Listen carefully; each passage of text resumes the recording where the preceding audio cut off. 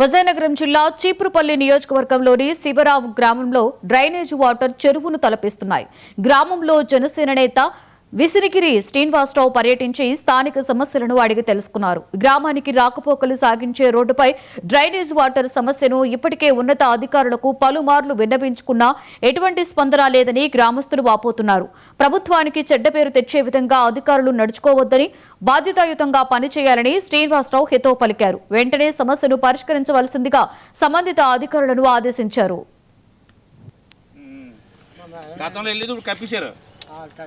కప్పిడం వల్ల రోడ్డు మీదకి నీరు వస్తుంది, కాలువ నీరు అంతా మరి నీరు అంతా ఇప్పుడు ఎలాగ ఉంటుందా రోడ్డు మీద?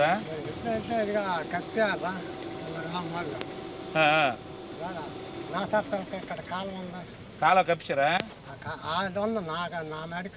అవునులే. మరి ఎందుకు నీరు రోడ్డు మీదకి ఇలా రావడం కారణం ఏంటంటే అన్న 20 సంవత్సరాల కాండి అలా వెళ్ళిపోయింది. అటుండేది ఇప్పుడు వెళ్ళగొట్టదు కప్పించారు. వారం అయితే చీపురుపల్లి నియోజకవర్గం శివరాం రోడ్డు తారు రోడ్డు. ఇది తారు రోడ్డు లేదు, ఇదేదో కాలువలాగా ఉంది. అంటే ఇక్కడ పరిస్థితి అలాగ ఉంది. గతంలో కాలువ వెళ్ళడానికి నీరు ఉండేది, వాళ్ళందరూ కూడా ఆఫీసర్ నుంచి ఇక్కడ రైతులందరూ చెప్తున్నారు. అక్కడ ఆపేయడం వల్ల ఆ నీరు అనేది రోడ్డు మీదకి వచ్చి ఈ మురికి నీరు అంతా రోడ్డు మీదకి వచ్చి చాలా ఇబ్బంది పడుతుంటారు. నడిచి వెళ్ళడానికి చాలా బాధ. ఎందుకంటే ఇంత దారుణంగా ఎక్కడా లేదు. కానీ పంచాయతీరాజ్ అధికారులు ఏం చేస్తున్నారో నేను అడుగుతున్నాను. కనీసం దీని మీద దృష్టి పెట్టకుండా అధికారులు కళ్ళు మూసుకున్నారా? ఎంత ఇబ్బంది పడి వాళ్ళకి వస్తుంటే ఎలా నడిచి వెళ్ళడానికి ఎలాగెళ్తారనేసి మేము అడుగుతున్నాం.